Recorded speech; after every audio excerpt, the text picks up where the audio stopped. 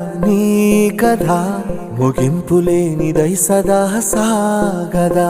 నీ కంటి రెప్పలంచున మనస్సు నిండి పొంగిన ఓ నీటి బిందువే కదా నువ్వెతుకుతున్న సంపద ఒక్కొక్క జ్ఞాపకానికి 100 ఏళ్ల ఆయువుందిగా ఇంకెన్ని ముందు వేచనో అవన్నీ వెతుకుతూ పదా మనుష్యులందు నీ కథ మహర్షిలాగా సాగదా మనుష్యులందు నీ కథ మహర్షిలాగా సాగదా